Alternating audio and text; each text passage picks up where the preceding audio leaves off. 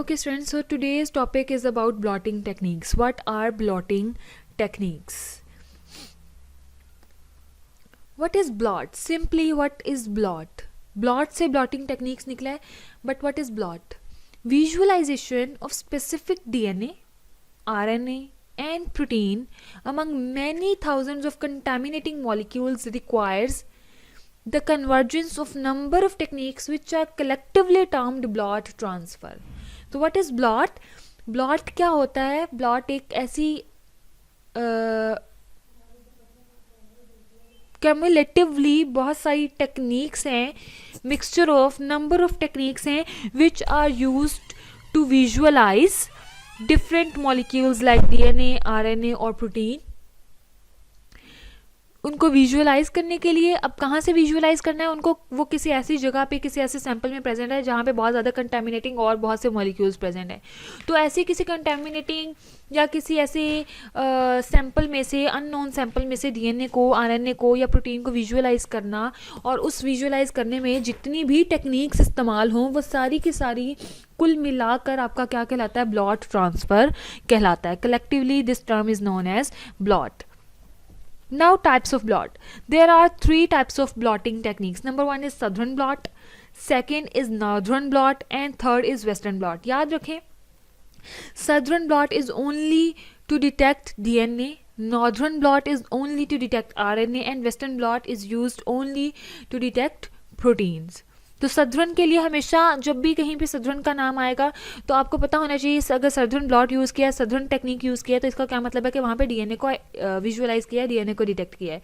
उसके बाद अगर कहीं पे डिटेक्शन आरएनए की आ रही है तो आपको पता होना चाहिए कि वहाँ पे नॉर्दर्न ब्लॉट को यूज़ किया होगा. और जहाँ पे वेस्टर्न ब्लॉट का नाम आ रहा है तो वहाँ पे डिटेक्शन किसके साथ की जा रही होगी, सॉरी, प्रोटीन्स की जा रही होगी. तो southern for DNA, northern for RNA and western for proteins. Now, the first technique is southern blotting. Southern blotting is a method for transferring DNA from an agarose gel to nitrocellulose filter or fiber paper on which the DNA can be detected by suitable probe. Example, या आप कुछ भी इसमें use कर सकते हो, complementary DNA और RNA वगैरह. तो सदरन ब्लॉटिंग में करते क्या है कि आपने जिस भी सैंपल में डीएनए मौजूद है उस डीएनए को आपने सबसे पहले क्या करना है? सेपरेट करना है through agarose gel electrophoresis. Separate करने के बाद उस एगरोज जेल फ्रेसिस से आपने जितना भी डीएनए सैंपल आया आपके पास, उसको एक नाइट्रोसेल्यूलोज मेम्ब्रेन पे ट्रांसफ़र करना है. ट्रांसफ़र करने के बाद जब नाइट्रोसेल्यूलोज मेम्ब्रेन पे ट्रांसफ़र कर दोगे, फिर आपने उस डीएनए को आइडेंटिफाई करना है, उसको विजुअलाइज करना है. कैसे? उसमें डिफरेंट प्रॉब्स को इस्तेमाल करते हुए. प्रॉब्स किसको कहते हैं? जो भी आपको आइडेंटिफाई करवा देते हैं किसी भी चीज़ को. तो आप वहाँ पे कॉम्प्लीमेंट्री डीएनए या आरएनए को इस्तेमाल करते हुए उसको प्रोबिंग कर सकते हो कि यहाँ पे कौन से वाला डीएनए या आरएनए या प्रोटीन प्रेजेंट है. तो हम सदरन ब्लॉटिंग पढ़ रहे हैं तो जाहिर सी बात है यहाँ पे क्या होगा? सिर्फ डीएनए होगा. In 1975, Edward Southern developed this technique that is widely used to detect fragments of DNA. This requires number one, separation of DNA or RNA fragments, separation of DNA or DNA fragments by agarose gel electrophoresis. Number second, DNA fragments are blotted onto a strip of nitrocellulose or a nylon membrane. And the third one is identification by hybridization with a labeled complementary nucleic acid probe. Procedure की detail में चले जाएं हम, तो हमने सबसे पहले क्या करना है? The DNA sample is digested by restriction endonucleases. हमने क्या करना है कि आपके पास जो भी डीएनए का सैंपल आपको इम्प्योर या जो भी किस्म का सैंपल दिया गया, आपने उसको रिस्ट्रिक्शन एंडोन्यूक्लियेसेस को इस्तेमाल करते हुए क्या करवा दे रहे हैं? डाइजेशन उसकी करवा लेनी है, यानी कि उसको छोटे छोटे स्मॉल फ्रेगमेंट्स में कन्वर्ट कर देना है. Producing small fragments and data amenable for analysis, जो कि अब एनालिसिस के लिए ईजिली यूज़ किए जा सकते हैं. आपको हमेशा पता है कि जो लार्ज फ्रेगमेंट्स होते हैं हम उनको यूटिलाइज़ नहीं कर पाते और उनको इतना अच्छे तरीके से एनालाइज नहीं कर पाते. इसलिए हमने क्या करना है? We have to convert these large DNA samples into smaller fragments. Now these fragments are separated by agarose gel electrophoresis or polyacrylamide gel electrophoresis. Then the mobility of nucleic acids in agarose gel is influenced by agarose concentration, molecular size and molecular conformation of the nucleic acid. So when we studied about agarose gel electrophoresis and page, we discussed there that the concentration of agarose, the concentration of your gel material is very important for determining the molecular size of the pores. तो आपने जो pores का size जो है वो depend करेगा किस पे, आपकी एगरोज की कंसंट्रेशन पे. जितनी ज़्यादा एगरोज की कंसंट्रेशन होगी आपकी जेल के पोर्स का साइज़ उतना ही क्या होगा, स्मॉल होगा. और जितनी एगरोज की कंसंट्रेशन कम होगी the higher the size of the pores, pores का साइज़ क्या होगा, उतना ही बड़ा होगा, उतना ही खुला खुला होगा. So for southern blot we use agarose concentration of 0.3 to 2% that are most effectively used for nucleic acid separation. Like proteins, nucleic acids migrate at rate that is inversely proportional to the logarithm of their molecular weight. Obvious बात है, जितना ज़्यादा heavy weight होगा nucleic acid का, DNA का, उतनी ही slow उसकी mobility होगी. जितना कम वेट होगा उतनी ही फास्ट उसकी मोबिलिटी होगी. बिल्कुल इस तरह से है जैसे मैंने आप लोगों को पहले भी बहुत दफ़ा एग्जांपल देती हूँ कि एक बड़ा सा ट्रक है तो उसको मूव करने में टाइम लगेगा, वो ज़्यादा टाइम लगेगा बनिस्बत उसके कि एक बाईसाइकिल है, एक या कार है, तो कार उस ट्रक को ऐसे बाईपास कर जाएगी और 1 मिनट में आगे निकल जाएगी. जबकि बड़ी प्रोटीन है तो वो क्या करेगी, वो बहुत टाइम लेगी जेल पे रन होने के लिए. बड़ा न्यूक्लिक एसिड है तो वो बहुत ज़्यादा टाइम लेगा जेल पे रन होने के लिए. So in the same way nucleic acids are separated according to their molecular weight. Higher the weight, lower their migration. Lower the weight, then higher their migration rate. Then separated nucleic acids are visualized by fluorescent dye ethidium bromide. आपने क्या करना है, उसको UV jail doc system में, चूँकि आपने अपनी jail में ऑलरेडी इथीडियम ब्रोमाइड डाली हुई होती है तो आप क्या कर लेते हो, उसको विजुअलाइज कर लेते हो under gel doc system. Then the agarose gel is soaked in a solution of dye and washed for remain excess dye. Elimination of the rinsed slab with UV light reveals red orange stains where nucleic acids are located. Ethidium bromide stains both single and double stranded nucleic acids. The fluorescence is much greater with double stranded molecules. Ethidium bromide आपको दिखा देगा fluorescence के through के यहाँ पे double stranded DNA कितना ज़्यादा present है. The electrophoresis can be performed with dye incorporated in the gel and buffer. या आप लोगों को ऑलरेडी पता है कि जो इलेक्ट्रोफोरेसिस है उसको हम डाई, उसके दौरान इलेक्ट्रोफोरेसिस के साथ ही हम डाई को जो है इनकॉर्पोरेट कर देते हैं जेल के अंदर ही या बफर के अंदर. This has the advantage that the gel can be illuminated with UV light during electrophoresis to view the extent of separation. The mobility of DNA may be reduced by 10 to 15% in the presence of ethidium bromide. Ethidium bromide must be used with great care as it is a potent to mutagenicity and carcinogenic. Gloves should be worn at all the times while using the dye solutions or handling gels. तो जब भी आप ethidium bromide की gels को utilise कर रहे हो, उनको इस्तेमाल कर रहे हो, आपने हमेशा जो है ग्लव्स पहन के रखने हैं. ग्लव्स के बगैर कभी भी इथीडियम ब्रोमाइड को और एगरोज जेल वगैरह को के साथ जो है वो प्ले नहीं करना, क्योंकि जो इथीडियम ब्रोमाइड होता है that is highly carcinogenic and mutagenic. तो ये म्यूटेशंस और कैंसर वगैरह कॉज कर सकता है. Newer fluorescent that is SYBR Green, जो हमने अपनी उसमें भी पढ़ी थी RT-PCR में. The SYBR dyes produced by molecular probes offer several advantages. क्यों? क्योंकि ये जो साइबर ग्रीन या इस तरह की डाइज होती हैं they are less toxic and 5 times more sensitive than ethidium bromide. क्योंकि टॉक्सिक भी नहीं होती, they are not carcinogenic, they are not mutagenic and they are 5 times more sensitive. और ये क्या है, ये 5 गुना ज़्यादा सेंसिटिव भी हैं. तो ये ज़्यादा अच्छे तरीके से डीएनए को डिटेक्ट कर लेती हैं, फ्लोरेसेंस ज़्यादा अच्छी प्रोड्यूस करती हैं और डीएनए के साथ अच्छे तरीके से बाइंड करती हैं. Labelled DNA with radio isotope that is phosphate 32 at 5' and 3' उसको भी हम यूटिलाइज कर सकते हैं. Phosphate 32 is a strong beta emitter. Phosphate 32 जो होता है उससे बहुत ज़्यादा बीटा रेज जो हैं वो बाहर निकलती हैं. तो हम लेबल्ड डीएनए को भी यूटिलाइज कर सकते हैं for identification. Bands of labeled DNA on gel electrophoresis can located by autoradiography. Obvious बात है कि हम उसको क्या करेंगे, फ्लोरेसेंट जो एमिट हो रही हैं उसके उन एमिटेड बीटा रेज को हम ऑटो रेडियोग्राफ के थ्रू जो है वो विजुअलाइज कर लेंगे, उसके फ्लोरेसेंट को चेक कर लेंगे और हमें पता चल जाएगा कि यहाँ पे डीएनए है या नहीं है. Then labelling molecule before analysis with coenzyme biotin. Biotin forms a strong complex with enzyme like streptavidin. PAGE is useful. PAGE हमारे पास क्या है, polyacrylamide. Gel electrophoresis is useful for analysing small fragments of DNA up to 350,000 Daltons, that is 500 base pairs in molecular size. Large molecules of DNA could be separated by pulsed field gel electrophoresis. अगर बहुत ज़्यादा इससे भी बड़े आपके पास DNA के molecules हैं जिनको आप सेपरेट करना चाह रहे हो तो पल्स्ड फील्ड जेल इलेक्ट्रोफोरेसिस को भी यूज़ किया जा सकता है. देन नेक्स्ट आपने क्या करना है, आपने ब्लॉटिंग करनी है. ब्लॉटिंग के लिए आपने क्या करना है, जब आपकी जेल इलेक्ट्रोफोरेसिस हो गई तो transfer of DNA from gel to nitrocellulose membrane. आपने ये काम करना है कि आपने जो डीएनए को अभी सेपरेट किया था जेल इलेक्ट्रोफोरेसिस पे और आपने उसको जेल डॉक सिस्टम में या पल्स फील्ड जेल इलेक्ट्रोफोरेसिस किसी भी थ्रू आपने उसको विजुअलाइज कर लिया. और वो करने के बाद आपने क्या करना है, उस डीएनए पे जितना उस जेल पे जितना भी डीएनए है आपने उसको नाइट्रोसेल्युलोज मेम्ब्रेन पे ट्रांसफर करना है. टू परफॉर्म दिस, नंबर 1 क्या करना है कि वीक एसिड ट्रीटमेंट आपने करवाना है टू डीप्यूरिनेट, ताकि आपका जो डीएनए है वो क्या हो जाए, फ्रेगमेंटाइज हो जाए, डीप्यूरिनेट हो जाए. This make it smaller and easier to elute from the gel, ताकि आपका जो जेल से उस डीएनए को बाहर निकालना वो आसान हो जाए. उसके बाद आपने क्या करना है, D nature with strong base, आपने उसको डी नेचर कर देना है स्ट्रॉन्ग बेस के थ्रू और उसको फिर न्यूट्रलाइज कर लेना है. Hydrolyses phosphodiester backbone at depurinated sites. Single strands bind to membranes more efficiently. जितनी आपके अगर आपका डीएनए जो है वो सिंगल स्ट्रैंडेड है तो वो मेम्ब्रेन्स के साथ, नाइट्रोसेल्युलोज मेम्ब्रेन के साथ या नायलॉन मेम्ब्रेन के साथ अच्छे एफिशिएंटली तरीके से बाइंड हो जाता है. A buffer is use to facilitate the transfer. इस काम के लिए एक बफर इस्तेमाल किया जाता है.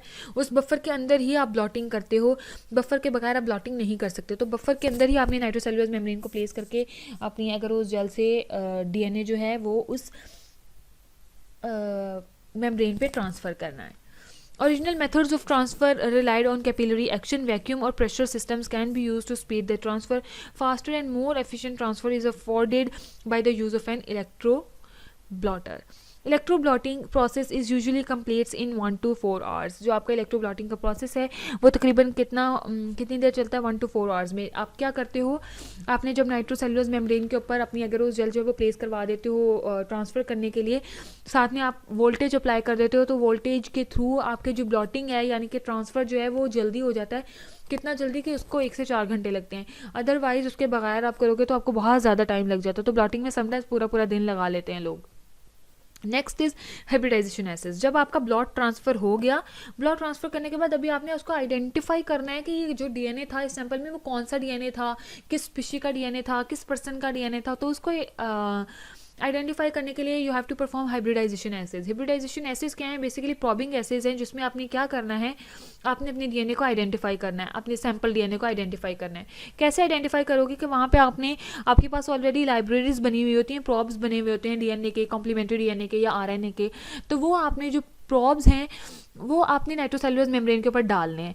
अगर डालने के बाद रिएक्शन होता है तो आपको पता चल जाएगा कि ये वाला स्पेसिफिक डीएनए या आरएनए उसके साथ बाइंड कर गया है. तो इसका मतलब है चूँकि कॉम्प्लीमेंट्री बेस पे वो बाइंड करेगा ना, तो आपको पता चल जाएगा कि आपका जो सैंपल डीएनए था उसका क्या सीक्वेंस था और वो किस स्पीशी का है. तो all hybridisation assays are based on the ability of nucleic acids to form specific double stranded hybrids complementarity के बेस पे. The process requires number 1 a probe. एक प्रोब आपको चाहिए.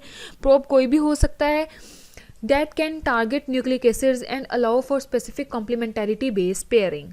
जो आपको ये अलाउ करती है कि आपका जो प्रोब है वो आपके डीएनए के सैंपल के साथ बेस पेयरिंग कर ले कॉम्प्लीमेंटैरिटी की बेस पे.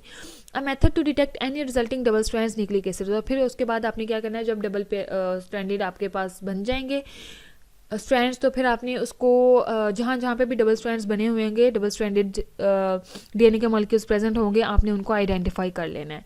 तो conditions of high stringency in hybridization assay are number 1 low salt concentration, number 2 high formamide levels, and number 3 high temperature. As the stringency of the assay is lowered, increasing number of base mismatches are tolerated. Conditions of high stringency require exact base pairing.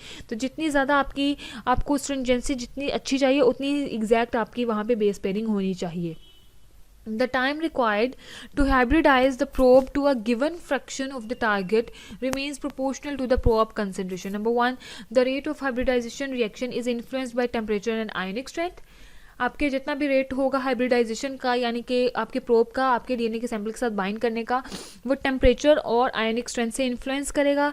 Above the TM जो आपका temperature है आपका optimum temperature लगा लें जो आपको चाहिए hybridization के लिए, no stable hybrids are present, उससे अब ऊपर जो है वो कोई भी स्टेबल हाइब्रिड्स जो है वो नहीं बनेंगे। Divalent cations like magnesium 2+ ions have stronger effect on hybridization, जितने वहाँ पे अगर आपके पास मैग्नीशियम आयंस प्रेजेंट होंगे तो वो आपकी हाइब्रिडाइजेशन को क्या करेंगे और ज़्यादा स्ट्रॉन्गर इफेक्ट देंगे। Unbound probes are removed by washing, जितना भी अनबाउंड प्रॉब्स होंगे अभी वो प्रॉब जो किसी के साथ भी बाइंड नहीं किया तो उन प्रॉब्स को आपने क्या कर देना, रिमूव कर देना है by washing. Then probe bound to the membrane, फिर आपकी मेम्ब्रेन पे सिर्फ वो वाले प्रोब्स बचेंगे जो कि आपके सैंपल के साथ बाइंड हो चुके हैं। They can be detected by autoradiography, उनको आप ऑटो रेडियोग्राफी के थ्रू डिटेक्ट कर लोगे, which reveals the DNA fragments to which the probe hybridise, जो कि आपको ये रिवील कर देगा कि कौन से वाला सैंपल किस टाइप के प्रोब के साथ बाइंड किया है। क्योंकि प्रोब तो आपके पास ऑलरेडी नोन होते हैं, आपको पता होता है कि ये प्रोब किस चीज़ का है, तो आपको पता चल जाएगा कि आपका जो डीएनए का फ्रेगमेंट है या जो सैंपल था वो किस चीज़ का है, वो किस स्पीशीज का है या उसका सीक्वेंस क्या है। अब इसकी एप्लीकेशंस क्या हैं सदर्न ब्लॉट की। Southern blots are used in gene discovery, इसको जीन को डिस्कवर करने में, मैपिंग के लिए, एवोल्यूशन के लिए एंड डेवलपमेंट स्टडीज़, डायग्नोस्टिक्स और फोरेंसिक्स के लिए इस्तेमाल किया जाता है। डिलीशन इंसर्शंस को डिटेक्ट करने के लिए इस्तेमाल किया जाता है। पॉइंट म्यूटेशंस या पॉलीमॉर्फिज्म्स को भी डिटेक्ट करने के लिए सदर्न ब्लॉट किया जाता है। स्ट्रक्चरल रीअरेंजमेंट्स के लिए भी किया जाता है। Allow for determination of molecular weights of restriction fragments के लिए भी, and presence of particular bit of DNA in the sample. Obvious बात है कि ये सारे आप एप्लीकेशंस इससे परफॉर्म कर सकते हो, क्योंकि आप बेसिकली वहाँ पर कर क्या रहे हो, आप डीएनए को आइडेंटिफाई कर लो, आप डीएनए को डिटेक्ट कर रहे हो। तो अगर आपका प्रोब जो वो बाइंड हो जाता है और उसमें कहीं पे मिसमैच आता है तो आपको तब भी पता चल जाएगा कि उसमें कोई डिलीशन हुई है, इंसर्शन हुई है, कोई पॉइंट म्यूटेशन है, कोई पॉलीमॉर्फिज्म है। तो ये सारी टाइप्स के एप्लीकेशंस जो हैं वो आप सदर्न ब्लॉट से परफॉर्म कर सकते हो। Again it all depends on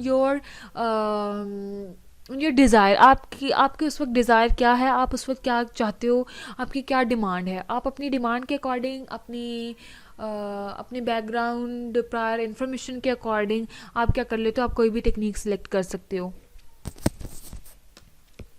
next is northern blot. Northern blotting is a technique for detection of specific RNA sequences. इसके लिए भी बिल्कुल सदर्न की तरह ही है ऑलमोस्ट। इसमें आप क्या करते हो, it was developed by James Alwine and George Stark. RNA molecules have defined length, RNA molecules हमेशा डिफाइंड लेंथ के होते हैं, and much shorter than genomic DNA, और इनका जो साइज़ होता है वो इतना ज़्यादा बड़ा नहीं होता जितना कि जैसे जीनोमिक डीएनए का होता है। So there is no, it's not necessary to cleave RNA before electrophoresis. तो यहाँ पे इतनी कोई ज़रूरत नहीं है आपको कि आप आरएनए को भी पहले छोटे छोटे फ्रेगमेंट्स में कन्वर्ट करो, क्योंकि आरएनए ऑलरेडी छोटा होता है, आप उसको as it is gel electrophoresis पे रन करवा सकते हो। तो RNA is more susceptible to degradation than DNA. But again यहाँ पे हमारे पास प्रॉब्लम क्या आती है कि RNA is much more labile than DNA. RNA बहुत ज़्यादा लेबाइल है, बहुत ज़्यादा थर्मोलेबाइल भी है, और डिफरेंट, चूँकि आरएनएज़ वैसे ही हमारी एयर में, हमारे हाथों पे, हर जगह पे लगे हुए, तो वो उस आरएनए को डिग्रेड कर देते हैं। तो आरएनए के साथ काम करना जो है वो थोड़ा ट्रिकी होता है than DNA. RNA sample are separated based on size by gel electrophoresis. RNA के सैंपल्स को आप साइज़ के बेस पे जेल इलेक्ट्रोफोरेसिस के थ्रू क्या कर लेते हो, सेपरेट कर लेते हो। Then RNA is blotted on to a nylon positively charge membrane.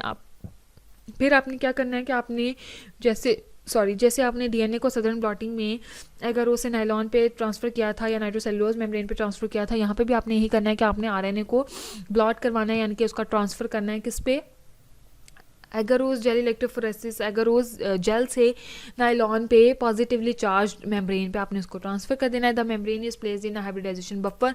फिर आपने उस मेम्ब्रेन को हाइब्रिडाइजेशन बफर में प्लेस करने के बाद क्या करना है, विद द लेबल प्रोब आपने उस में लेबल प्रोब जो ऐड करा देना। Label probe is detected by auto radiography. जहाँ पे भी आपका प्रोब बाइंड करेगा वहाँ पे आपके पास सिग्नल जनरेट हो जाएगा, जिसको आप ऑटो रेडियोग्राफी के थ्रू जो है वो डिटेक्ट कर लोगे। Expression patterns of sequences of interest in different samples can be compared. फिर आप उनको कंपेयर कर सकते हो। इसकी एप्लीकेशंस क्या है, detection of mRNA transcript size, आप इसको इस्तेमाल कर सकते हो अपना जितना मैसेंजर RNA है उसके साइज़ को जानने के लिए कि उसका साइज़ क्या है। Then study of RNA splicing, RNA splicing को स्टडी करने के लिए भी आप इसको इस्तेमाल कर सकते हो। Can detect alternatively spliced transcripts. और फिर स्टडी RNA हाफ लाइफ, और RNA की हाफ लाइफ को स्टडी करने के लिए भी आप नॉर्दर्न ब्लॉट को इस्तेमाल कर सकते हो। इसके डिसएडवांटेजेस क्या हैं कि it's a time consuming procedure है, and RNA samples can be degraded by RNases, जो मैंने आपको अभी बताया कि हमारे पाम्स पे, हमारे फिंगर्स पे हमारी स्किन पे और इवन ये थोड़ा थोड़ा ऐसे आपके एनवायरनमेंट में भी RNAs मौजूद होते हैं. These RNAs will definitely degrade your RNA samples. तो ये आपके RNA सैम्पल्स को बहुत जल्दी डिग्रेड कर देते हैं. तो RNA के साथ काम करना बहुत ज़्यादा ट्रिकी होता है और बहुत ज़्यादा केयर की ज़रूरत होती है. तो इसके डिसएडवांटेजेस ये हैं कि RNA के सैम्पल्स को आपको बहुत ज़्यादा ग्रेट केयर के साथ इस्तेमाल करना पड़ता है. उतना DNA के सैम्पल्स के साथ आपको इतना मसला नहीं होता उसके डिग्रेडेशन का. Then use of radioactive probes. आपको यहाँ पे जो प्रोब्स इस्तेमाल करने होते हैं वो हमेशा रेडियो एक्टिव होते हैं. And detection with multiple probes is a problem.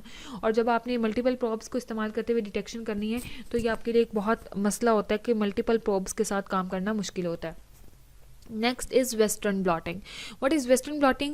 It's an immunoblotting technique. इम्यूनोब्लॉटिंग याद रखें. इम्यूनोब्लॉटिंग यानी कि इम्यूनिटी से रिलेटेड है. इम्यूनिटी से रिलेटेड कैसे कि जैसे एंटीबॉडीज़ और एंटीजेंस आपस में एक दूसरे के साथ कंबाइन करते हैं तो वो एक हम उसको कहते हैं कि वो इम्यूनो टेक्निक है. तो इट्स ऑल्सो एन इम्यूनोब्लॉटिंग टेक्निक जिसमें आप प्रोटीन को आप क्या कर रहे हो, आइडेंटिफाई कर रहे हो. तो प्रोटीन को आपने आइडेंटिफाई किससे करना है? जाहिर सी बात है किसी न किसी एंटीजन से, किसी न किसी एंटीबॉडी से आप उसको आइडेंटिफाई करोगे. That is why it is also known as immunoblotting technique which rely on the specificity of binding between the molecule of interest and the probe to allow detection of molecule of interest in a mixture of many other similar molecules. In Western blotting the molecule of interest is a protein. जो आपका molecule of interest होता है वो क्या होता है? Protein होता है जिसको आपने आइडेंटिफाई करना है. And the probe is typically N antibody. और आपका जो प्रोब है जिससे आपने उसको आइडेंटिफाई करना है दैट टिपिकली क्या होगी? That is typically an antibody raised against that particular protein जो कि स्पेसिफिकली उस प्रोटीन के अगेंस्ट ही डिज़ाइन की गई होती है. जैसे हर एंटीजन के एक स्पेसिफिक एंटीबॉडी होता है, बिल्कुल उसी तरह हर प्रोटीन के लिए एक स्पेसिफिक एंटीबॉडी जनरेट की हुई होती है. और प्रोब जो है वो आपको ऑलरेडी नोन होते हैं. तो जब प्रोब आपका प्रोटीन के साथ बाइंड कर जाएगा तो आपको वहाँ पे पता चल जाएगा, क्योंकि जब वो रिएक्शन होगा उसका एंटीबॉडी का प्रोटीन के साथ तो आपको वहाँ पे रिजल्ट शो हो जाएंगे. And then you will know and realize and determine that which type of protein it is. SDS PAGE technique is prerequisite for Western blotting. SDS PAGE आपको करना ज़रूरी है. इसमें आप gel electrophoresis, simple gel electrophoresis नहीं कर सकते. इसमें आपको SDS पेज करना है क्योंकि SDS पेज प्रोटीन्स की सेपरेशन के लिए किया जाता है. जेल इलेक्ट्रोफोरेसिस जो है वो प्रोटीन्स की सेपरेशन के लिए नहीं कर सकते. Then protein sample is subjected to electrophoresis. जो आपका प्रोटीन सैंपल है आपने उसको SDS पेज करने के बाद क्या करना है? उसका ट्रांसफर करना है. Electroblotting transfers the separated proteins from the gel to the surface of nitrocellulose membrane. Again आपने बिल्कुल जैसे नॉर्दर्न और साउदर्न में पढ़ा था, आपने उस पेज से पॉलीक्रिलामाइड जेल इलेक्ट्रोफोरेसिस से जो आपके पास जितना प्रोटीन आया है उस प्रोटीन को आपने नाइट्रोसेलुलोज मेम्ब्रेन पे ट्रांसफर करना है. Blot is incubated with generic protein. आपने उस फिर ब्लॉट को क्या करना है? उस नाइट्रोसेलुलोज मेम्ब्रेन को एक जेनरिक प्रोटीन यानी कि कोई मिल्क प्रोटीन के साथ क्या कर देना है? इंक्यूबेट कर देना है. Which binds to any remaining sticky places on the nitrocellulose, ताकि वो क्या करे, जितनी भी रिमेनिंग आपके स्टिकी प्लेसेस नाइट्रोसेलुलोज मेम्ब्रेन पे पड़े हुए हैं, फ्री अभी भी पड़े हुए, वो सारे के सारे मिल्क प्रोटीन के साथ बाइंड कर जाएंगे. And antibody which is specific for the protein of interest. उस प्रोटीन ऑफ इंटरेस्ट के लिए जिसको आप उस सैंपल में से निकालना चाहते थे उसके लिए आपने specific antibody, for example AB1 होगी, आपने वो डाल देनी है. Is added to the nitrocellulose sheet and reacts with the antigen. वो क्या करेगी? आपके एंटीजन यानी कि प्रोटीन के साथ रिएक्शन स्टार्ट कर देगी. Only the band containing protein of interest binds the antibody forming a layer of antibody molecules. Following several rinses after many washes for removal of non specifically bound antibodies the antibody 1 and antigen complex on the nitrocellulose sheet is incubated with second antibody आपकी क्या होगी? antibody 2 which specifically recognizes the FC domain. FC domain किसको कहते हैं? आपकी antibodies के अंदर होते हैं. FC domain of the primary antibody and binds it. antibody 2 is radioactive labeled or is covalently linked to reporter enzyme. वो कोवलेंटली लिंक किया हुआ होता है किससे? रिपोर्टर एंजाइम से, या उसको रेडियोएक्टिवली लेबल किया होता है. विच अलाउज, जो कि अलाउ करता है कि आपकी जो प्रोटीन है जिसके साथ वो बाइंड हुआ है वो विजुअलाइज हो जाए. Protein AB1 AB2 complex. इसकी एप्लीकेशंस क्या हैं? कि एप्लीकेशंस में the confirmatory HIV test employs a Western blot to detect anti-HIV antibody in a human sample, ताकि आप ये उसमें देखो कि क्या आप ह्यूमन के ब्लड में जिसको HIV हुआ है उसके ब्लड में क्या anti-HIV एंटीबॉडी प्रेजेंट है. अगर होगी तो इसका मतलब है कि उसके अंदर डिजीज़ है. अगर नहीं होगी तो इसका मतलब उसके अंदर डिजीज़ नहीं है. तो proteins from non HIV infected cells are separated and blotted on a membrane, then the serum to be tested is applied in the primary antibody incubation step. तो आपने करना क्या है कि प्रोटीन्स आपने लेनी है किससे, उस सेल से जो ऑलरेडी HIV से इन्फेक्ट हुआ है, उसको सेपरेट कर लेना है. सेपरेट करके उसको ब्लॉट करके मेम्ब्रेन पे ट्रांसफ़र कर लेना है. फिर आपने क्या करना है, जिस पर्सन के सीरम को आप टेस्ट करना चाह रहे हो उसके सीरम में प्राइमरी एंटीबॉडीज़ मौजूद होंगी, उसके साथ आपने इसको क्या कर देना है, इंक्यूबेट कर देना है. तो free antibody is washed away. फिर आपने क्या करना है, फ्री एंटीबॉडीज़ वॉश कर देनी है. And a second anti human antibody link to an enzyme signal can be added. और फिर आपने क्या करना है, एक सेकेंड एंटी ह्यूमन एंटीबॉडी आपने ऐड करनी है, और जिसके साथ आपका एंजाइम का सिग्नल जो है वो ऑलरेडी अटैच हुआ होगा. The stained bands then indicate the proteins to which the patient serum contains antibody. फिर जो आपके पास स्टेन बैंड्स आएंगे वो आपको बता देंगे कि सीरम जो आपका पेशेंट का सीरम था या जो भी सस्पेक्ट था उसका सीरम था उसमें क्या प्रेजेंट है. Western blot is also used as definitive test for bovine spongiform encephalopathy. Mad cow disease भी इसको कहते हैं. Some forms of Lyme disease testing employs Western blotting. कुछ लाइम डिजीज़ के पेशेंट टेस्टिंग के लिए भी क्या किया जाता है, वेस्टर्न ब्लॉटिंग को परफॉर्म किया जाता है. These are the references for this lecture. For any questions or any query you can ask here.